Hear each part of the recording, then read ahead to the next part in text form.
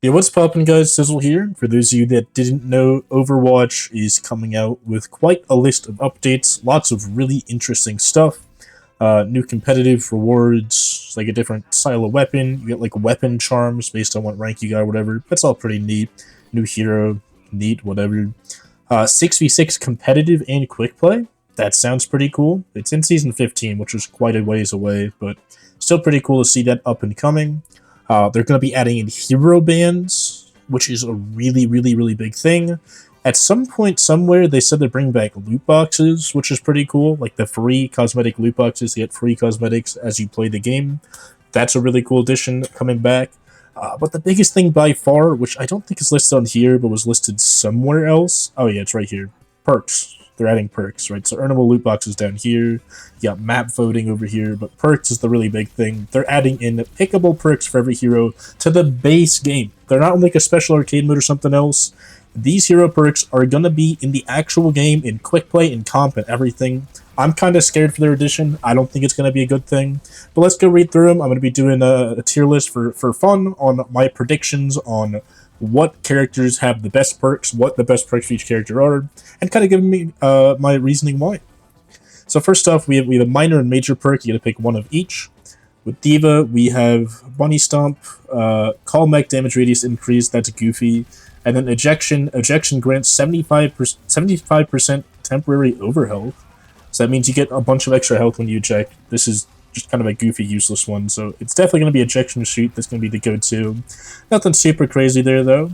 But then we have shield system. Convert 150 health to shields, which means she regenerates faster. Defense matrix restores shields based on 25% of damage absorbed, meaning shield will be a budget version of Sigma's left shift, which is ridiculous. Then we have micro missiles are swapped with heavy rockets, which fire fewer projectiles but increase damage. Now, this one's hard to say because it really depends on what this means. Like how much damage, how big are the projectiles, how easy is it to hit. Honestly, really hard to tell. The minor perk it's pretty solid, but nothing super crazy. The major perk, I really could see either. The top one makes her super tanky. The bottom one makes her an offensive powerhouse. And honestly, Diva can be played in both ways.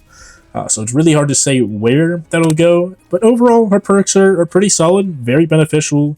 She'll definitely get a lot better with them. I'm going to put her in B tier. I do think she benefits quite a bit, but not super crazy. It's not like she's like a new character. Next up, we have Doomfist, who has 1-2, hitting an enemy with his punch, reloads all his hand cannon ammo. This one seems kind of useless because you want to shoot after the punch anyway and not really beforehand, because you do more damage the closer you are to someone, meaning reloading when you are now close to someone. It's kind of weird because you want to have your ammo there anyway. It's not like you're going to be shooting someone and then punching. You always punch and then shoot. So this is, I mean, useful if you're bad at the character, but I don't think it's going to benefit a lot. Meanwhile, you get 25 overhealth from eliminations and get more health, so you get more defensive for free. That's obviously going to be the go-to pick on Doom. As for his other options, hitting 3 or more enemies with Seismic Slam and Power's Rocket Punch, this is actually pretty hard to do. I mean, 6v6 will be easier, but in 5v5, this is actually really difficult to hit 3 people with the slam. Versus the other thing, Power Block absorbs projectiles for the first second of its duration, which I'm assuming means like kind of like a Sigma thing where it's bigger than the block itself, which means it'll be really easy to get an Powered Punch this way. This is just gonna be the go-to. You get basically a free punch every time you block against any projectile character. Just it's already pretty easy to do, but this makes it guaranteed. There's just no way they're gonna avoid that. So Power Matrix can be the go-to there. So basically, Doom gets a little bit of extra health and then a little bit of an easier time getting his punches. But on the whole, that really doesn't benefit him all that much, I don't think. So I'm going to put him in the C tier. It's not like this is useless or detrimental, but it really isn't doing a lot for him. So that's where he's going in the C tier for. Now next up we have Hazard here, who has his Sleep Slash deals 30% more damage to enemies above 250 health. So it does more damage against people that have all their health. Kind of pointless. You want to use the slash as a finisher. I guess you also use it to initiate if you're leaping after someone, but they should generally be low anyway. Versus the other one, Jagged Wall hits Charge Spike Guard with 25 energy. Not exactly sure what that means. Oh, I think that means every time the wall hits, he gets to guard quicker. which seems kind of useful. I mean, nothing super crazy there. Those are both kind of useless perks that don't do too much. Versus his major perks, his guard thing gains 25% lifesteal, which makes him more sustain heavy. And then the other one is the range of his leap is increased by 20%, meaning he gets more mobility. I will say realistically, more mobility doesn't help him super much, because he's already relatively mobile, but not super mobile. And this change in distance isn't enough to really make him super mobile, I don't think. And I don't think he really benefits from being more mobile. So you're probably going to go with both of the spike guard ones, or the jagged wall, the charger guard, and then the guard giving you lifesteal. Giving it a bit more sustain, but yet again, I don't know if this is really anything crazy or doing anything super insane for the character.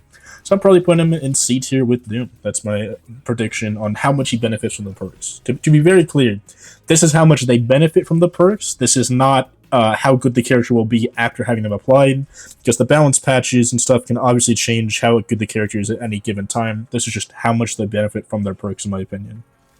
Next up, Junker Queen, Recalling the Blade refreshes the wound, so that it does more lifesteal. That's pretty neat. Then the other one, Commanding Shout, fully reloads Scattergun and increases allied reload speed. That is ridiculously strong. I don't know why you'd ever want this one. A little bit of lifesteal is nothing compared to extra reload speed for the team and a free reload for yourself. That is insanely powerful. Junker Queen reloading is one of the more annoying things you have to do. So you can use your whole clip and then shout and have another clip just ready instantly, and more health, and your allies benefit more. That's ridiculous. That's really, really strong. Deep Wounds, Scattergun hits extend your wound duration of those enemies. That's kind of whatever. And then the ult, which is Carnage, I think. No, Carnage is the axe swing. Impact damage gains 100% lifesteal. So you get more lifesteal here, and this is extended damage. I don't think extended small bits of damage is going to be super useful, especially because it have to be scattergun hits. If this was just globally, it might be okay. It'd probably actually be really strong, especially with their ult. But I think the better play is probably to go for this one. But Junker Queen's a weird case. The minor battle shout is so much better than anything else she gets anywhere else. It's a ridiculous perk to have, and very, very beneficial for the character. Let me actually find where she is on my screen. I'm struggling to find her for a sec. I think it's an A tier. It's not gonna make her broken, but it's gonna make her very, very strong. That minor perk alone, single-handedly, is super, super beneficial. All right. Then we have Mauga, Knight Bandolier, Overrun, which is his pin, reloads up to 150 ammo while charging. So instead of having to sit there and reload for 10 seconds, you can just charge, do some damage, and then keep shooting. That's actually pretty strong. And then while on objective, Mega counts as 2 heroes and regenerates 20 health per second. Now, the first half of that, counting as 2 heroes, mildly, beneficial. Nothing really super useful, to be honest with you. But regenerating 20 health per second while on an objective. Just on any objective. So you could be sitting on the payload, you just heal 20 health per second. That's not a lot, but the fact that it doesn't seem to be stoppable, I'm assuming Anti will stop it, but it's generally not stoppable, and you can be healed on top of it, and the payload can heal you if you're on a payload map. I think that's probably going to be the play. These are both really, really strong perks, though, because reloading is the only real problem Mauga has, is that his reload is really, really long. Really, really exploitable. So not having to reload after a charge, actually really, really strong. But this is debatably stronger. I think this one will be actually map dependent. I don't know if you're able to pick your perks as you load into the map, or if you have to have them selected ahead of time. But I would say on payload maps do this, because it's the health stacks are crazy on attack. And then on defense or on any other map, probably go with the ammo reload. Just be able to shoot longer with no real downside. It's probably a better pick there.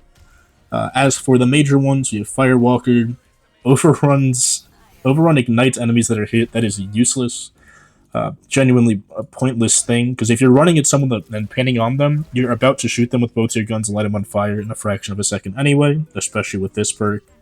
The other one, critical hits grant Mauga 2 overheals, 2 temporary overhealth on cardiac overdrives next use up to 100.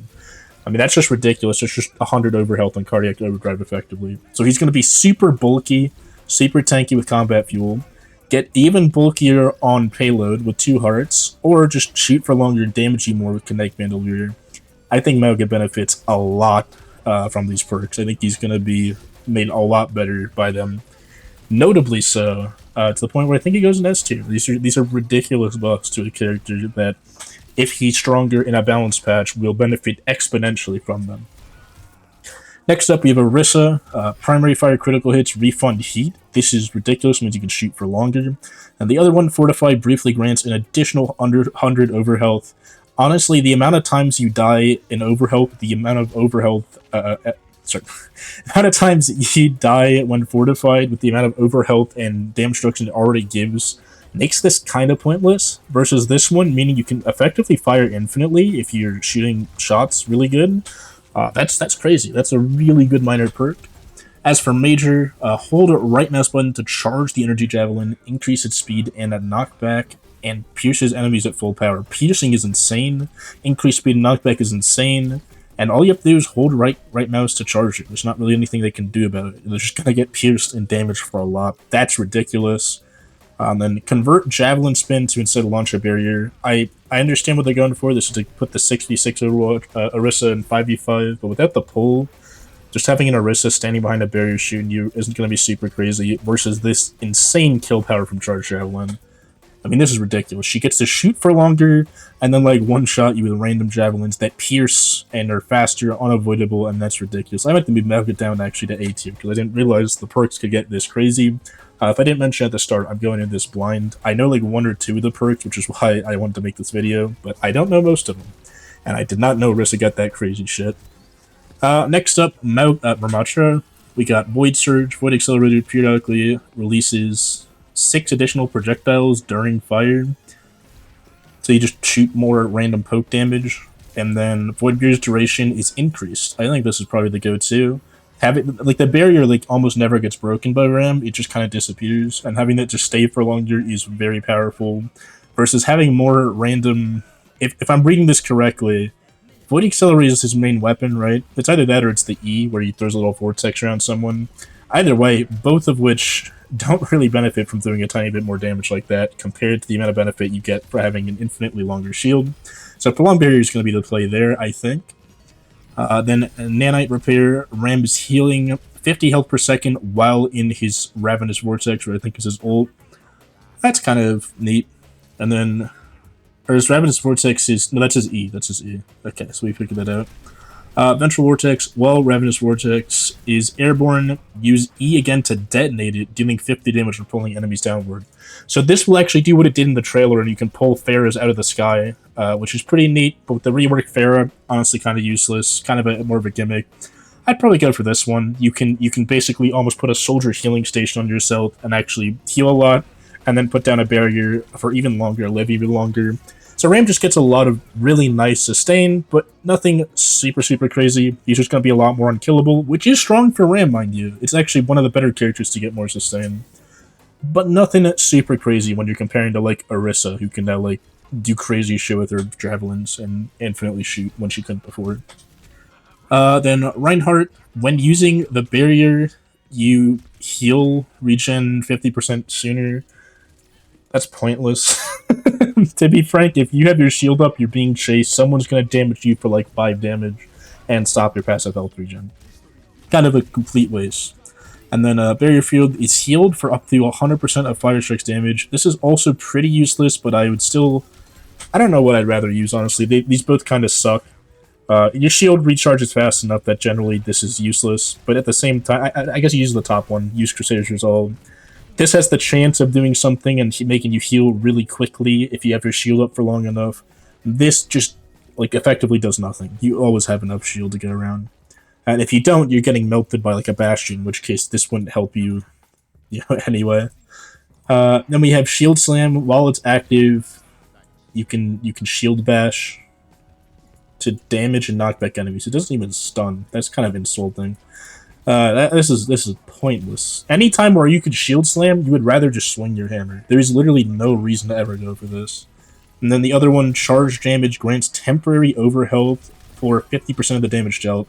This one's actually pretty cool. If you pin in, you get a kill on someone, or if you do a bunch of random like knockback on the side, it basically gives you a bunch of bonus health when you're pinning in. And if anyone here plays Ryan, like I play Ryan, you'll know you're pinning a lot. You're getting a lot of pin damage. Maybe not pin kills, but if you get pin kills, it's great.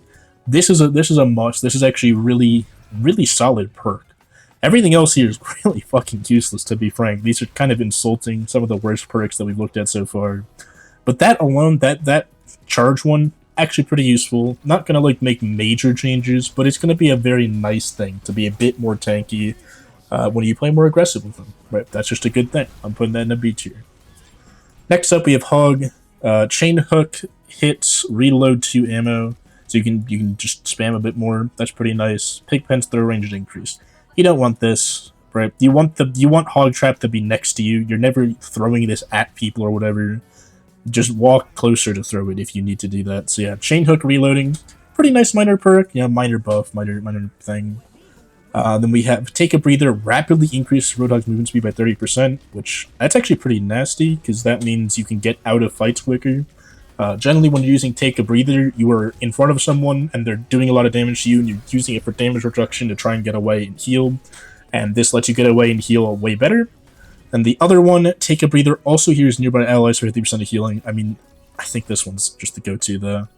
Healing your teammates as a tank, and then having both their supports also be able to heal people will be a lot of healing go around. The Selfish Hog picks the top one. I'm probably going to use the top one. It's a lot more fun, a lot more cool.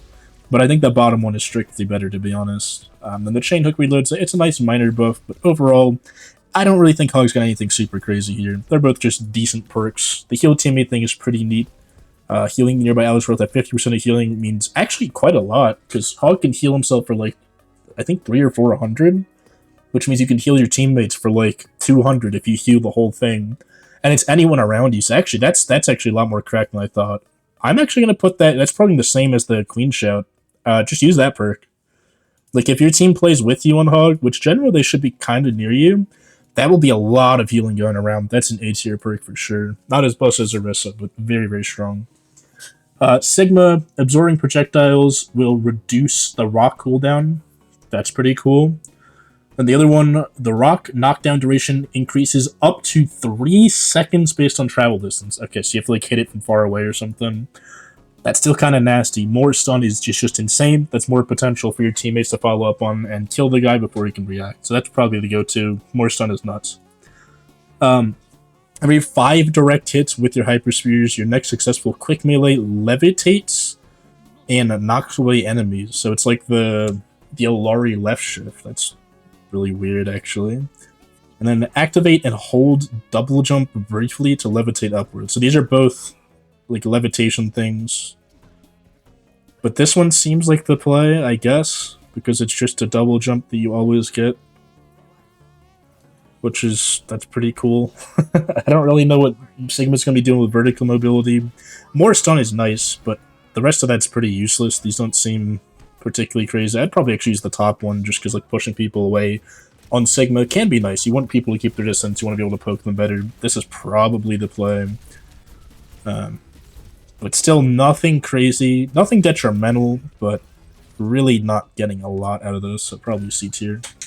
Then we have Winston. Tesla Cannon deals 30% more damage to deployed objects, so his right click does more damage to like a Lari Pylon or whatever. And the other one, during Primal Rage, jump packs damage and area increase by up to 75% while airborne. What? So during his ult, when he jumps around, the damage and the area of the land increase the longer he's in the air. So they incentivize you to like jump up super high and then land down to do a bunch of damage. I mean, this could be super nuts for a starting combo. Like, if you were already airborne, then pop the ult and then leap down on someone, this could be kind of nasty, but generally you want to kind of stay low to spam out a bunch of jumps and do a lot of damage from the jumps, and a lot of damage from the swing, so... Not sure if either of these are super useful. I'd have to actually see this one in game to know how impactful it is. It sounds kind of neat, but not like crazy. This thing, on the other hand, is super helpful in some matchups. Like, if you're stuck fighting an Alari or something, this is pretty much the Alari or Torbjorn buff he kind of needs. Then, next up, you have Chain Lightning. Fully charge the right click to bounce to up to 2 additional targets. This one's ridiculous, because it means you can do the spread damage that Winston is known for, without actually being in danger. Now, the other one, his barrier heals allies within it for 30 health per second. Generally, when you're diving on Winston, your teammates aren't with you, so this isn't super useful, at least in lower elos. I'm sure higher up, people actually dive with you on Winston, but I don't know, all the way up till like low GM, nobody really fully dives with you. There's people that are kind of close, and there's definitely people shooting the guy you're diving, but my Winston dives are generally alone when I'm solo queued. So this right-click one where I can safely damage a bunch of people, get a bunch of ult charge, and just a lot of benefits by right-clicking from a distance is ridiculous. So Chain Lightning, for sure. Short Circuit, depending on the matchup, and then Heavy Landing on the others. Actually, really strong buffs. Not enough to really be an S tier. I don't even know if it's as impactful as A. I'm actually going to put in A tier. I think that right-click buff is ridiculous enough that he deserves it. Because that is nuts. That's a lot of ult charge, a lot of poke, a lot of damage, all for free. The next up, we have Ball. Roll Impact, deal 100% more damage to tanks. That's just really fucking obnoxious. And then health packs heal an additional 100 health is actually kind of nuts. That means you heal faster off of minis and stuff. You don't always have to go to megas. I think the top one just makes the most sense. There's always going to be a tank somewhere, and doing 100% more damage to them, doing 100 instead of 50, is kind of nuts, especially if you get multiple swings off. Pyro Drive winds up longer, gaining air control and dealing up to 50% more damage. You can wind up your slam if you want to, or is this required? I'm not really sure. And depending on what gaining air control means, that could be really, really nasty. The other one, reactivating Adaptive Shield, reduces its cooldown per LA affected. So you can theoretically get, if this is 5v5, that's a 6-second reduction in your E, which is crazy. Per LA affected, and LA health gain is increased. This one's, I think it's just a play. They finally gave you a reason to actually give shield to your allies. The only time I do it normally is if I'm already out of a fight and just have the ability to do it as I'm going to grab a health pack or something, I'll do it. But now, you want to like actively do this. You get in, you grab your shield, take a little bit of damage, go back to your team, give them the shield, then you get your stuff right away pretty much, and go right back in. That's a ridiculous ability. A lot more sustain, a lot more damage to tanks.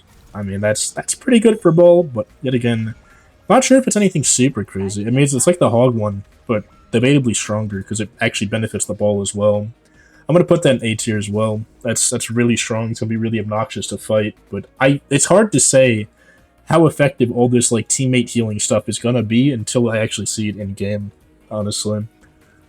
Zarya, jump up, secondary for her self knockback increased by 75%. That's cool, gives Zarya mobility. She can get to high ground stuff easier. The other one, Graviton Surge deals up to 30% of the enemy's max health as damage over time. Generally, when you grab someone, they already die, so I'd rather have the mobility. I think that's the play. That's going to allow for a lot of really fun stuff on Zarya. That's going to be an easy pick from me. Particle Cannons, Energy Beam Particles, pierce enemies while over 50 energy, which means if you have over 50 energy and there's a crowd of people in front of you, it's like a Rhine Hammer. You just swing that shit around and hit everyone with it. That is ridiculously strong. And then the other one, Protective Barrier, activates ally health regeneration, increases the movement speed. And this is kind of neat. This is kind of cool. Increased movement speed can be kind of nuts. You give this to like a Reaper, he goes like that much faster in the back line and gets a little bit of regen. That's neat. But piercing, you're almost always as a good Zarya above 50.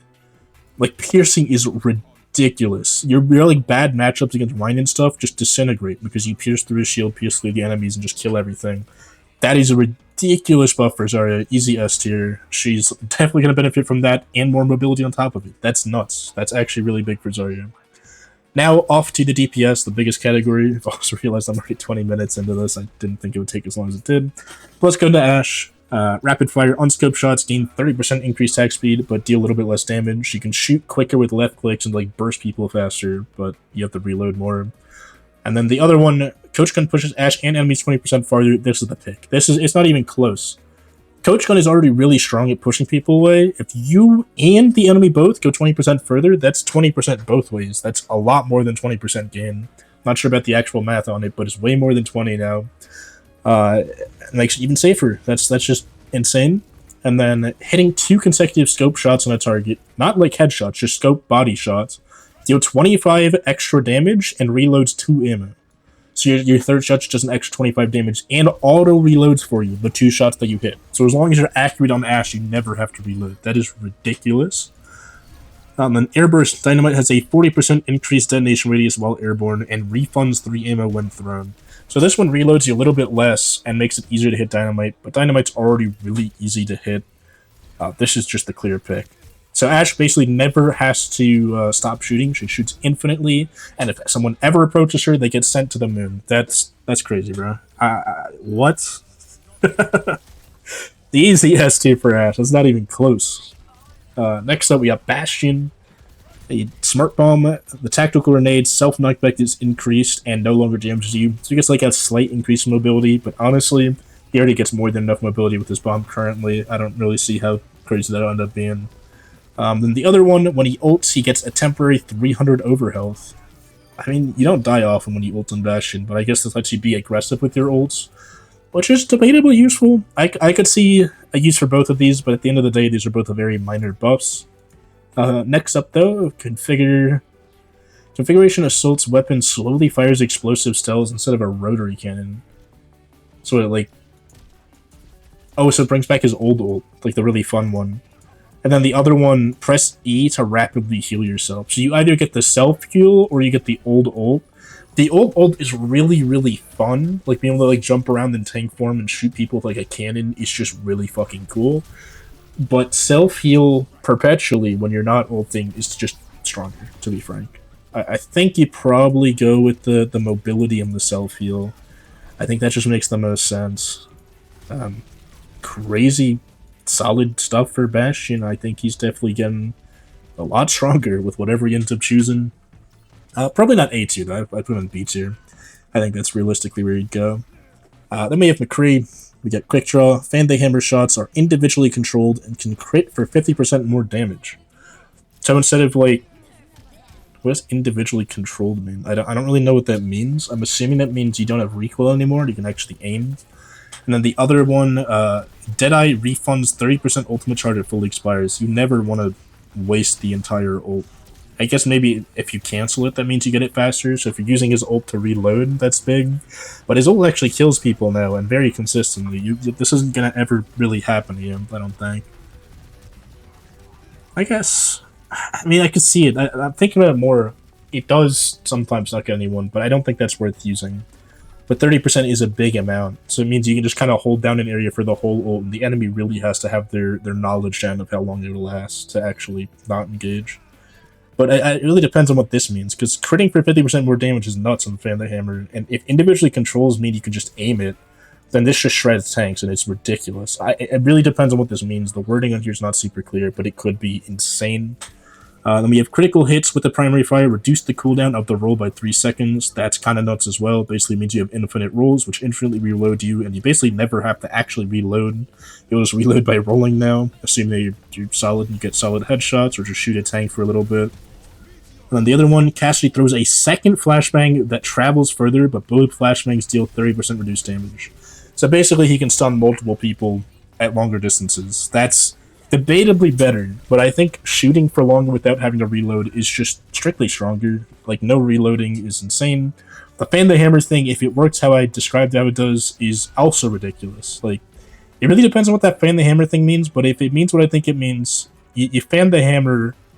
I guess it doesn't trigger this with the Fan-Day Hammer, but you can Fan-Day Hammer to, like, basically one-shot tanks, and then when you're not one-shotting tanks, you can just crit the tanks to get infinite ammo to keep shooting tanks. He just becomes a really good tank buster. I think that's an S tier for him. Then we have Echo. Duplicate can also target allies, which means you can copy better ults if you want. That's kind of neat. And then the other one, during Duplicate, when your clone's first ultimate extends the duplicate duration by 3 seconds. Ooh. So basically, you just get an extra 3 seconds on your Echo ult to get a second ult off in your ult. That's actually really interesting. You either have the option, do I get a guaranteed solid ult from my teammates, or do I get 2 ults in my Echo ult? I think 2 ults in the Echo ult just makes the most sense, so I'm probably going to go with this one. That is kind of, both of those are insane, but this bottom one's a little bit more insane. Just getting more ults for free is kind of nuts. And then the other one, Sticky Bombs fire 50% more projectiles, but they deal less damage. You can just, like, blow up more easily. And then the other one, Focusing Beam eliminate and resets flight's cooldown, which means when you can fly towards someone and beam them, and then fly away from them and make it basically a zero-risk ability. This is really strong stuff. I mean, more mobility is insane. More free mobility in that exact way is exactly what Echo wants. That's really, really strong. And then more Echo ults is kind of nuts. That's kind of ridiculous. Getting more, like, instead of like 2 shatters, you now get 3. Right? Instead of 1 beat, you now get 2 beats. It's going to be kind of nuts. It's going to be kind of ridiculous. Yeah. Next up, Genji, Acrobatics, Swift Strike, resets double jump. So you can double jump, dash, double jump again, gives him more mobility. The other one, Dragon Blade swings, gain lifesteal. So basically, you're forced to have to hard camp you as you're ulting. You heal yourself. That's actually pretty strong. Both of these are really strong, but the bottom one's just better, to be frank. Like, it's too easy to kill against you when he blades. Making functionally immortal when he blades, I mean, this isn't functionally immortal, but 30% is a lot when you can hit multiple targets for high damage with this blade. Especially if it's like a nano blade, you are actually immortal. That is ridiculous. That makes his ult that much stronger. And the other one, his dash deals 25 additional damage over time when used shortly after an Elan. Okay, that seems bad, because that seems to force you to be overly aggressive with it and waste your dash.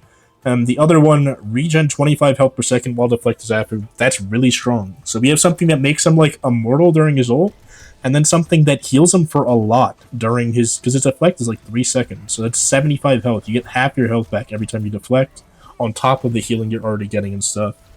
I mean, Genji gets a lot more sustain. He gets the same amount of poke, the same value out of his dashes. I think that's a really big dub for Genji. Maybe I'm wrong. Maybe it's not as cool as I think, but I think that's really big for him.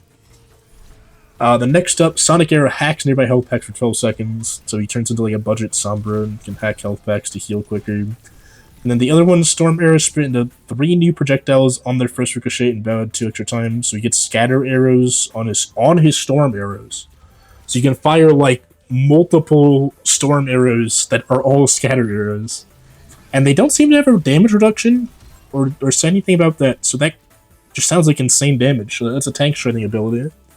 Goodbye, tanks. Now, the other one, after hitting an enemy with a primary fire, you gain 25% attack speed. That's pointless. I mean, this will be super hard to adapt to. It's I doubt this will be super helpful. But the idea is basically you can spam down main and spam more on Hanzo. The other one, wall climb accelerates your lunge cooldown. So when you wall climb, you get lunge back quicker, gives you more mobility. When you try to run away from people, this actually might be super useful. Getting another lunge and then another wall climb, you can almost like how Hulk works in Marvel Rivals, just kind of jump away from people on the walls. I do actually think the Dragon Fury one will be better, just because generally spamming on Hanzo is still really strong, and spamming more is just great like that. And then the scatter arrow thing. I mean, you don't play by health packs often on Hanzo, so just scatter arrows on Storm Arrows, getting a bunch of damage out there, tank busting, and then just shooting quicker when you hit your shots. Not the greatest buff of all time, but not bad. I think this is a solid B tier buff. Then Junkrat, steel traps, throw range increase. Don't care. You want that near you. You have time to set up your traps. You don't want that. Other one, during Riptire, use left shift to gain a quick boost of speed. Doing so reduces the damage by 50%. Okay, so like if you know they're gonna break your tire, you can force a random like Genji dash and then do like half their health instead of all their health. That's actually pretty strong. And it's an optional thing, so you don't lose anything by doing this. Unlike this, where you're gonna have to redo your muscle memory on Steel Trap and all that, and it doesn't really benefit you. So this is the one you're gonna go for, but it's nothing super crazy. Then Frag Launcher's projectile speed is increased by 40%, but its max aim is reduced by 1, meaning it's easier to hit your primary shots on Junkrat. That is crazy powerful. Then the other one, Concussion Mine arms half a second after landing, increasing damage by 50%, explosion range by 50%, and health by 200%. Not sure what it means by health by 200%. Does that mean Junkrat gets double the health? Like, I'm very, very confused what that last bit means, but this sounds like it brings back the one-shot combo. And, I mean, hitting your main shots easier is debatably stronger, but having your one-shot combo back is probably stronger and definitely way more fun. That's kind of nuts for Junkrat. He either has a really easy time hitting his shots and getting out a lot of solid, actual valuable spam damage, or he one-shots you. Both very, very strong. Next up, we have Mei. Primary fire's range is increased by 30%. Useless. You shouldn't use primary fire like ever anyway, so that's kind of pointless. Other one, Ice Wall's duration and cooldown are increased by 2 seconds. So it lasts 2 seconds longer, but the cooldown is also increased by 2 seconds. So this one does nothing, and then this one I would say is a net negative. Generally, the value of Ice Wall is in the first few seconds. You either burst down whoever's walled off, or like get away as the enemy team is walled off. This does nothing for you and is actively negative. This is just nothing for you, so you pick that one probably. Biting Cold secondary fire hits slow enemies for 1.5 seconds, stacking up to 30% slow. And then the other one, Cryo Freeze slows and deals 70 damage per second to deal my enemies. So it forces people to get away from Mei when she ice blocks. This one's probably the go-to, but this one's also really strong. But not super crazy. Because honestly, slowing someone across the map, because most of the time on Mei, you're kind of like almost a budget Junkrat or Hanzo spamming down main. And hitting some like random on the back and slowing her a little bit, I guess it can make it easier to finish up on kills, but you already kind of have an easy time doing that. Versus this makes it so people need to evacuate when you ice block, which is pretty strong. But overall, Mei really didn't get anything super crazy. I mean, she has like no minor things, no major things, or not as major as everyone else's, so that's a C tier. Next up, Pharah. Drift Thrusters. Pharah can move while Barrage is active. Kind of pointless. It's just kind of goofy. And the other one, converts 75 health to shield, so she regens faster if you fail to damage her for a second. Still nothing crazy, but probably pick this one over moving during Barrage. I mean, I just don't see how this can be super valuable. Like, generally, you either kill the guy you're barraging and live, or you don't kill him and you're already dead, so moving doesn't really affect anything. It's a very quick ability. Then the next one, Concussive Blast knockback is inverted to a pull-in. This is actively detrimental, because it means you can't boost yourself. You lose your mobility at the quote-unquote benefit of getting like a mini hog pull that can hit multiple people from the air, I guess. But it's not worth it. Your mobility on Pharah is super important, so losing one of your 3 mobility options is nuts. The other one, Jet Dash grants 50% fuel. Maximum overfuel is increased by 100%, so you just get more mobility. More fuel, more airtime. That's ridiculous. This means Pharah can actually be airborne for like the entire game. And then when you're not shooting her, she regens shield. So she becomes the old Pharah that we used to have, but with a modern Pharah mobility and damage. Which is, that's actually really strong. I don't know if it's an A tier. It might be an A tier, honestly, in retrospect, but I'm going to put her in B tier for now, because it's not as crazy as, like, the, you know, getting the one-shot back on Junkrat, for example. Next up, we have Reaper. Death Shadow. Shadow Step reloads the shotguns and has 25% increased range. So the teleport goes further, and there's already a tech on Reaper to reload when you teleport. So this is pointless. This literally is a tech that already exists. When you press reload right before teleporting in the right way, it already reloads your shit. Completely pointless. Collect soul globes from dead enemies to restore 50 health. This is the one you're going to want to pick. It can be super disgusting. You can just leave those there. But if you kill like a whole enemy team by point, and then you don't collect those, you just have like a random 300-400 health just sitting on point, just waiting for you at any time to use. That's really nice, really strong for Reaper. Otherwise, he has use a right click to fire a volley with a long range accuracy from both shotguns. Giving Reaper long range damage is kind of nice. But then the other one, leaving Wraith form grants 40% additional life steal for 3 seconds. This is a fucking immortality, dude. What? When you come out of Reaper's left shift, you become immortal, which means you can actually Wraith toward the enemy team and pop ult and not die and kill everyone, like you used to be able to do in Bronze. That's insane, dude. What? Long range accuracy, depending on what this is ridiculous as well, but this like immortality fading toward people is nuts. Aggressive Reaper gets that much stronger, and with the buff Zarya, whew, this will be nasty. This will be a nasty combo, plus the soul globes. I think Reaper got crazy good with these. Like, he's probably still not going to be the best because Reaper's base kit is so bad, but these perks make him way better. Definitely an S tier pick. Next up, Sojourn. Max ammo increased by a bit, and then Railgun's max energy is increased by 50 while Overclock is active. I mean, you can do even more damage with Overclock and actually kill with body shots. Probably. That's... Killing body shots is definitely stronger than being able to charge a few more railguns with a bit of extra ammo. Because generally you don't run out of ammo that quickly on Sojourn, and her reload is one of the quicker ones. Then the other one, Power Slide, gains an additional charge, and its jump height shifts to a lateral movement. No idea what that means, but an additional charge, meaning that you can basically slide twice, is really strong. Having more mobility on Sojourn is insane. But the other one, Disruptor Shock, can stick to enemies and regenerates railgun energy when dealing damage. That is crazy, man. So not only does it now generate railgun energy when it deals damage, it can stick to people to then bring it to their team so that you get more rail. This is like a free extra railgun shot versus this is extra mobility. I think the extra mobility is actually better, but this is still a really crazy ability to have. And then obviously one-shot body shots are fucking ridiculous, and for like a mercy pocket, that's wild. One-shot body shot during ult and then more mobility. I think that's just an S tier. It's really hard to say no to regaining the one-shot body. Then next up we have Soldier 76, Recycle Pulse munitions, Helix Rocket, reload 15 ammo if they damage someone. Generally they do, so that's 15 free ammo. The other one, Biotic Field's healing is increased by 100% on critical health allies. Does that include yourself? Because if that should include yourself as Soldier. Generally, when you're popping Soldier's healing thing, you are critical health. So when you get double the healing rate, that is another thing. There's a lot of things that seem to make these DPS almost like immortal with a lot of lifesteal and stuff like that. This is just one of those abilities. The top thing is neat. It's a nice little bonus, but this thing is like actually super useful, especially if it applies to yourself. So I'm probably going with that bottom one. And the other one, sprint speed is increased by 20%, and reload can be performed while sprint is active. Oh boy, what's the other one? Biotic Field can be used as a stim pack, increasing attack speed and reload speed by 30% while being unhealable. Okay, that second half is very important, while anting yourself for 4 seconds.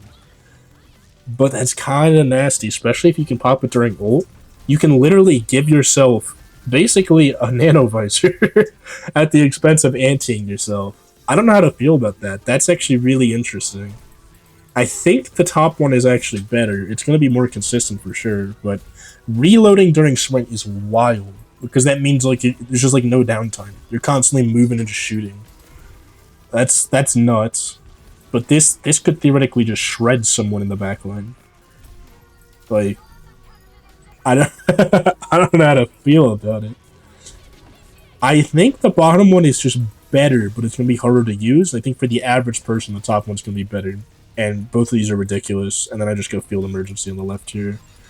I mean, that's really good stuff, but not as good as getting your one-shot back, getting, like, functionally immortal, getting an extra ults, you know, getting immortality yet again, one-shots, infinite ammo. Right, it's not as crazy as a lot of the other stuff, but that's still really nuts. Then we have Sombra. Virus cooldown is reduced by 3 seconds when enemy is affected by viruses eliminated. So you basically can just spam out viruses and, like, destroy backlines instantly. And then teleporting with Translocator while at critical health initiates passive health regen. So as you're running away, you heal more. I think the top one just makes more sense, because the only thing Sombra I see Sombra do in my average game nowadays is kill like a Zen in the backline or whatever, just out of spawn. And then now she can have another virus to kill a second person as she does, which is pretty big. Other thing, hack can be used on allies to restore 100 health over 2 seconds. Kind of pointless. That takes way too long for just 100 health over 2 seconds as well. I guess it does mean you can have a third support without using a support slot, but just not really worth it, I don't think. Then the other one, hack silence duration is increased by 100%, but its range is decreased by 30. So it doubles how long you're hacked, but you have to be closer. I don't think you have to be that much closer. I don't know how much 30% will be. But double the hack time versus healing teammates. I guess healing teammates is probably better, realistically. Unless you're using this in like a tank, then that's kind of nasty. Like if on a Reinhardt I can't shield for a double the amount of time that I can't shield currently, that's going to be really obnoxious. Especially when combo with the ult, that's like a guaranteed kill on any tank. But on anything that isn't a tank, it doesn't really matter as much. Actually, it matters a lot. Because even on like Honor or something, not having Sleeper Anti for double the time while she gets quicker viruses, I think that's just the play. You do quicker viruses with longer hacks. That's a really disgusting combo. Not as crazy stuff in A tier, but debatably. Makes her a lot more of a deadly like backline assassin. She's really good at taking out Zens and Anas there by themselves now. Anyway. Next up, we have Sim. Sentry capacity. Sentry turrets gain additional charge. No fucking idea what that means. I guess you get one more sentry, so you get 4 sentries instead of 3. Kind of pointless. Other one, teleporter range increased by 50. It's very rare that I feel limited by teleporters, so I guess I'm taking a 4th turret. Then primary fire's range increased by 15% with each additional charge level. This one's ridiculous, because one of the bigger problems with Sim is when you have a lot of charge, but they have like Genjis and Lucios and shit that just run away from you. But if by every additional charge level, you get 15% more range, you can like cross-map people with it. They can't run away. That's actually really, really strong for Sim. The other one, Symmetra generates 20 shield per second while near your teleporter. Kind of pointless, because then people are just going to really focus on, I don't know, getting you away. I mean, look, a lot of Sim nowadays is playing on your teleporter and teleporting around, but compared to like being able to like chase people with left clicks instead of right clicks, that's crazy. Right, so you get more sentries and a faster further left click. I mean, not anywhere near as impactful as most of the other things on here, but it's around the same, I'd say, as the soldier one. You just get like a lot more increased damage, but not as much as like a one-shot. Torb, Forge Hammer can restore armor health to allies, so you can like heal your Reinhardt when you hammer him. That's really fucking funny. And then turret repair heals increased by 25%, so you can make your turret really hard to kill by hammering it, but you generally don't want to bother with all that. You want to be shooting people. Then the other one, activating overload, fully refills the rivet gun's ammo. So you can be completely out of ammo, press E, and get your full ammo back. That's way better than healing a Reinhardt. That's actually nuts. That's the one you want to go for. Refilling when you press E is nuts. The full thing is crazy. It already does like 6, and that's insane, but the full 18 is insane. Anchor bolts, deploy turrets. Sorry. The turret's throw range is increased by 50%, and now it can now attach to walls and ceilings. Versus pressing E upgrades your turret for 5 seconds, increasing health and damage. Now, this is actually an interesting one, because there's probably some really nasty turret spots that you can get with this top thing, which probably means on certain maps, there's places you can put it where it's like impossible to destroy, but it shoots everything.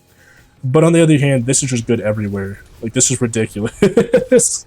You press E, you get all of your ammo back, you can hunt people down, do way more damage yourself, and your turret goes to level 3 and starts destroying shit. Easy S tier. Dude, Torque's gonna be nasty, man. That's disgusting. And we have Tracer. Health packs restore a blink. That's neat, but she doesn't use health packs too often. I guess she uses them sometimes. You use like minis and stuff as you walk around. And then Pulse Bomb's radius increase. I mean, this one's like a skill issue type thing, but most people miss their Pulse Bomb, so a more guaranteed Pulse Bomb hit is way more important than getting another blink from health packs, honestly, at least in my opinion. Then Flashback, Recall restores all blinks. Yeah, if you have this, you'll never need the health pack one.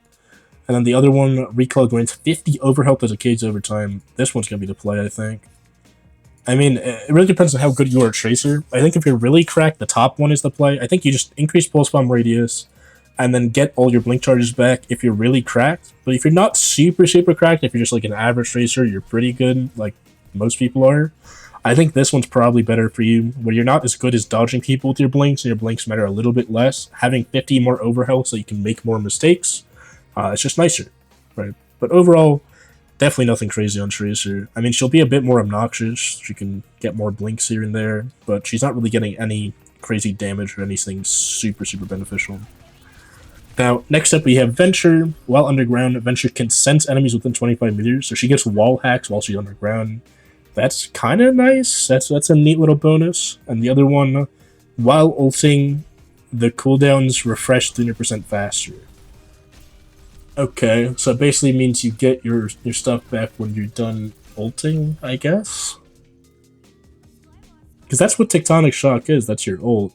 I don't see what cooldowns you're really using. You can't use your stuff during your ult, I don't think. That doesn't seem very great versus like wall hacks. I think wall hacks are going to be the play.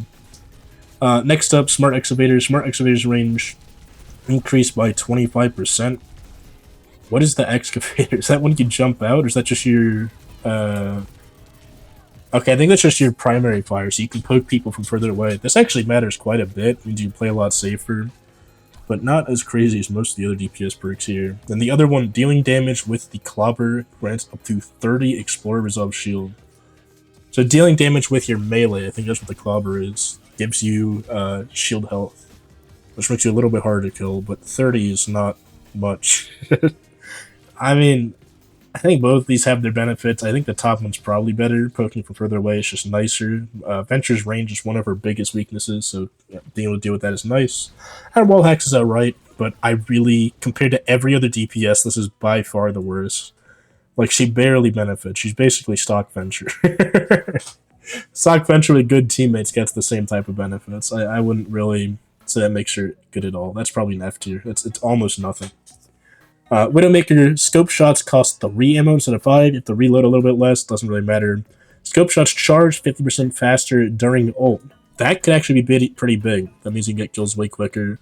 Obviously, you have to adjust to it a little bit, but that'll be really strong. That's definitely the one you want to use, in my opinion. That scope shots hit reduce grappling hook cooldown by up to 4 seconds. I don't know why it says up to 4 seconds. I guess because you could have less than 4 seconds left. But that basically means you hit 2 headshots and you get an instant grappling hook if you grapple up somewhere. Or you can like grapple up to do like a trick shot and then get another grappling hook before you land. Versus Metamind gets 50% increased damage and a second charge, enabling 2 active mines? Okay. So you can basically stop people from going 2 places because you'll get sights on them. That's actually really, really strong, but so is faster grappling hooks. But the thing is, generally, you have your grappling hook when you're getting dove. Like, the only reason you wouldn't have a grappling hook is if you're running to spawn or something, being chased by someone already using the grappling hook to escape, in which case you're not hitting a headshot. I guess it's not a headshot, just scope shot, but I doubt you're going to hit that many shots to really get that to escape quicker. So I think you go with the second Venom Mine, with increased damage and second charge, and then do a faster charge during your sights. I mean, these aren't crazy buffs for Widow, but for how strong the base character is, these are still very solid. I'd say she's definitely in B tier with most of the roster. Alright, our final bit here is the supports. Not too many of them, shouldn't be too much longer. We have Ana. Enemies waking up from Sleep Dart are slowed for 2 seconds, basically meaning you're stunned for an additional 2 seconds. And the other one, after exploding by a grenade, bounces and explodes again for 50 damage and healing. Basically meaning you get 2 nades for the price of 1, and the base nade already does like 80. So if you land this on a tank, you're doing 130 plus anti-heal. I mean, this is kind of neat, but I think generally people have like dashes or shields or pins or just no ability to get away once they're woke up. Or they just shoot you or get bubbled or something. Like, this isn't going to get too many more kills versus this. This is going to slaughter people. And then we have Biotic Rifle can crit enemies, meaning you can crit enemies and do more damage to them. But most of the time Ana's healing people, and it can't crit teammates. So your healing isn't going to go up, just your damage. Which, I mean, can matter. That could be pretty nice. But the other one, using Nano Boost, also casts on Ana. If you guys didn't know, when you nano yourself with the original Biotic Grenade that you have right now, it does 130 damage to enemies. 130. Then you have the extra 50 here, bring it to 180, except you're still nanoed. So that means every nade that you throw at someone will do almost a full 200 damage. And then you shoot them once and they're dead. And you're nanoed, you take half damage, you do increased damage. I mean, that's just the play. You do the bouncing grenade to get a second grenade, and then nano yourself as you nano people.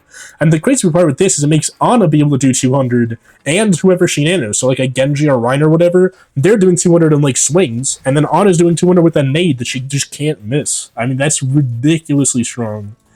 Easy S tier for Ana. She's getting ridiculous. Next up, we have Baptiste. We get Immort Field, restores 80 health to nearby allies and 40 to Bat. So Immort Field makes people immortal and then heals them to... Because generally Immort Field will make it so they live on like 2 while they're immortal.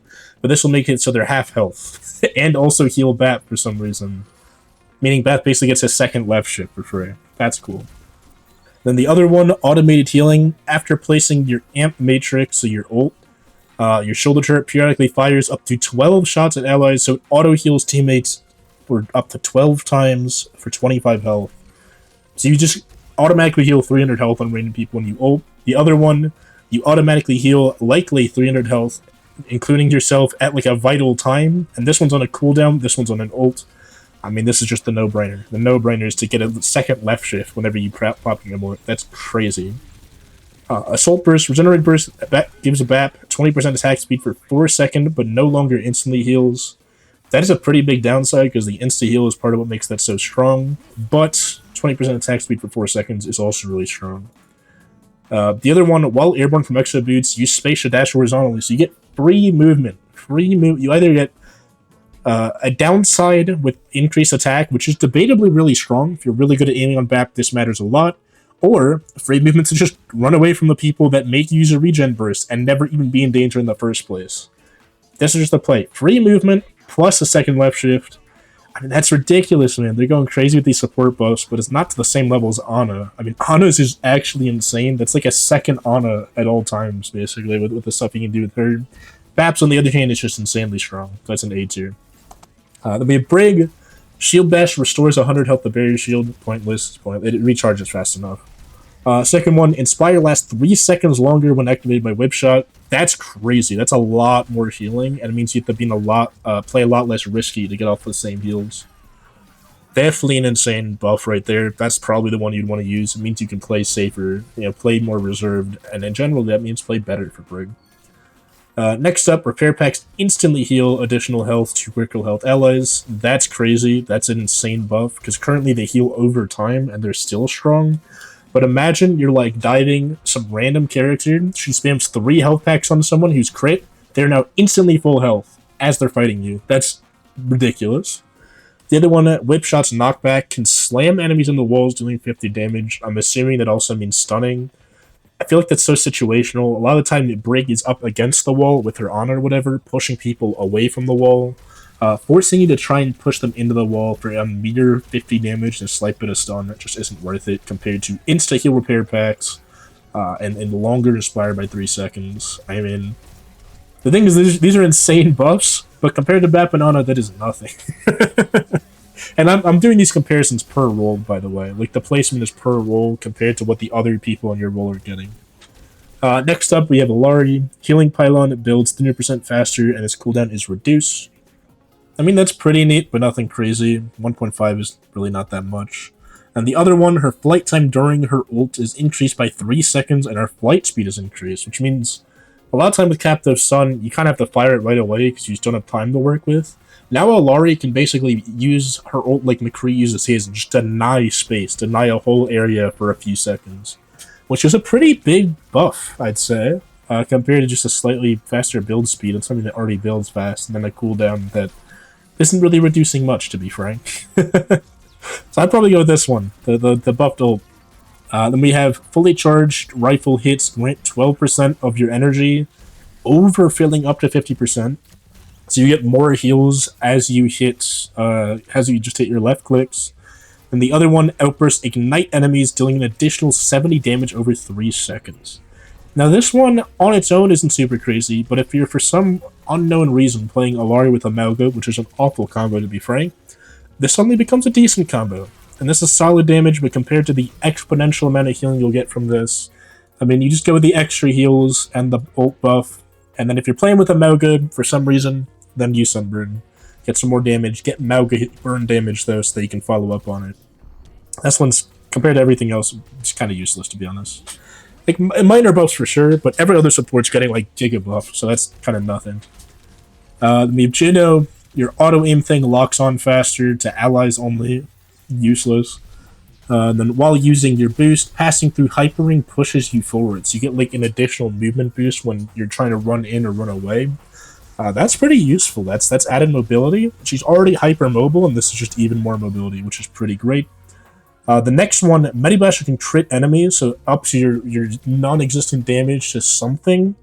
But the other one, activating Glide Boost resets double jump, so you get a little bit of vertical mobility.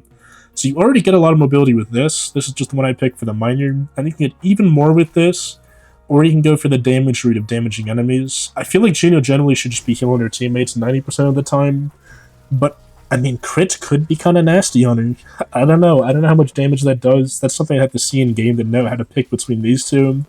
But yet again, it's kind of the Brig situation. Pretty solid buffs. I'd say less than Brig for sure, but definitely more than Alari. I guess I'll put Alari in F tier and put Juno in C, because realistically, that's kind of the difference we're talking between Brig, Juno, and Alari at the moment. This whole tiers. Next up, we have Kiriko. Healing of Fudo projectile speed is increased when seeking critical health allies. So like when someone's critical, that seems kind of, I don't know how the fuck that would work. Oh, your healing. Your healing is increased when someone's crit. That makes sense. Kunai hits launch 2 healing of Fuda to an ally. What the fuck? Now that one's crazy. So when Kiriko's randomly poking the enemy for damage, it auto heals your teammates. There's like no reason to ever heal on Kiriko now, and she's already dueling a lot and doing a lot of dueling. This one's definitely the pick. Auto heal on teammates as you're doing damage with no downside.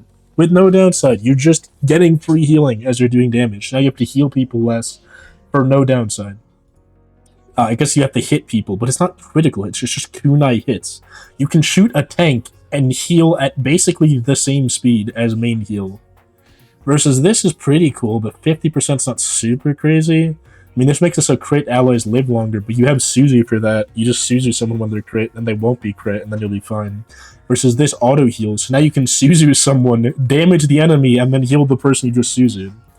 And the other one, Protection Suzu, grants 40% movement speed to allies. Kind of pointless. I mean, if you're trying to run away like that, you're already immortal. You can already get away most of the time.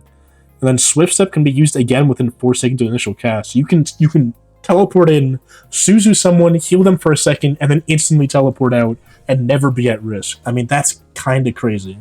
This movement speed one is just to try and get people to run away quicker, but you don't really have to care about your teammates running away when you can guaranteed get out like that. I think you just go with the kunai and then use it again. It just makes Kiriko that much more immortal, that much better when playing with their team. I'd put it at the same level as the BAP ones, to be honest. That's ridiculous buffs to a character that's already very, very kitted, very, very strong. Alright, now we're down to the final 5. We got Life Weaver. Life Grip cleanses negative effects. It already kind of lasts long enough that it generally already does that, so that's kind of nothing. While alive, regenerate 10 health per second. Upon death, drop a healing seed that only heals allies. This used to heal both people, but now it heals allies for 250 health. So if you get dove, and your allies come to help you, but you unfortunately die, then your ally starts getting low, they now jump where your body is, heal back to full health, and it's just like raw benefits. And then when alive, regenerate health 10 health per second makes it so the character that already can't die even more. That's crazy. Next one, Rejuvenating Dash adds 20 healing to your next hitting blossom within 3 seconds. So jumping away will give you more heals quicker. And the other one, Thorn Detonated for 30 extra damage when enough stick. So you get more damage on a character. You actually has pretty solid damage output if you're close enough. This thing already makes you immortal, and you're already pretty immortal in Life Weaver, so you might as well take the extra damage. You don't really need the extra heals. They're not going to do anything for you. I mean, I think on the whole, making the immortal character more immortal is obnoxious, but it's not really going to make Life Weaver any better. I think he's still going to suck, so that's probably a C tier. Then we have Lucio, Brass Blowout. Soundwave's knockback is increased by 50%, so your right clicks actually boot people. And then the other one, Regenerate 4 ammo per second while wall riding. But you don't want to hold a wall ride like that, so that's never going to get triggered. Like, good Lucio's like spam wall rides. Like, you hop off the wall, hop back on it so that you go quicker. So this will never trigger. This, on the other hand, will actually probably lead to more boot kills, which is pretty nasty. Other one, Crossfade's range is increased by 150% while Amp is active, meaning you can actually be further away from your teammates when you amp it, which is really nice. The other one is Lucio's attack speed is increased while Amp It Up is active. I think this really depends on how you play the character.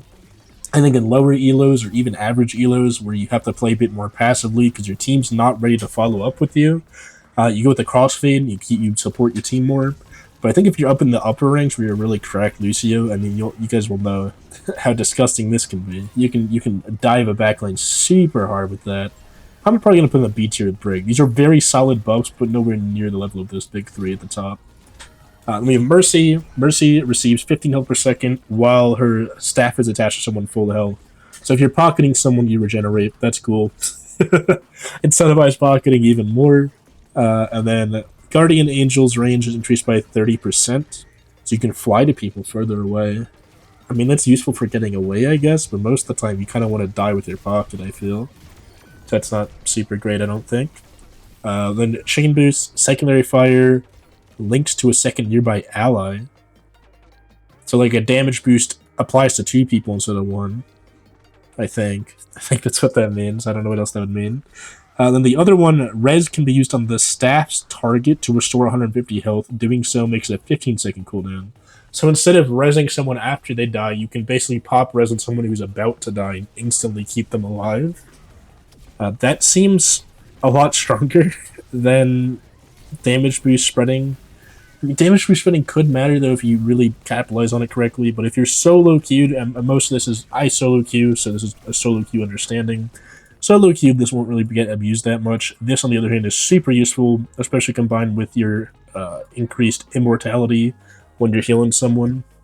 Basically makes it so if you're mercy pocketing someone, you won't die and they won't die for a lot longer, which is kind of nasty, especially with how many DPS have like infinite ammo or greatly reduced attack like Torbjorn or Sojourn, or already have a hard time dying like Genji, or have a lot more increased damage like Junkrat. Like there's a lot of DPS now that do so much more, and then you can pocket them and be effectively immortal, and then while you're immortal, you can also make it so that they are effectively immortal, and then they're like one-shotting people and shit. Like that's gonna be really obnoxious to fight. I guess the one caveat to that is Ana exists now, and she can just one-shot both of you at the same time. Seriously, that's I think of all the stuff we've looked at so far, the Ana stuff is miles away the best. Like, that thing deserves its own tier if it wasn't for me separating the roles in each categories. But yeah, next up we have Moira. Fade's duration is increased, so you fade a little bit longer. Fade's jump height is increased. I think that one's better. More mobility is better than longer mobility. That's just how it is. This will let Moira do more. So you probably go with Uprush there. Super minor, but neat. The next one, Biotic Orbs. First 50 healing is instant on each ally. So you can instantly heal everyone on your team. You can basically get a regenerative burst on Moira with a healing orb that you don't have to aim or like do anything with, and he's on a much shorter cooldown than regen burst. So you get a shorter cooldown, easier to use regen burst that heals after the regen burst as well and bounces around and shit. That is crazy.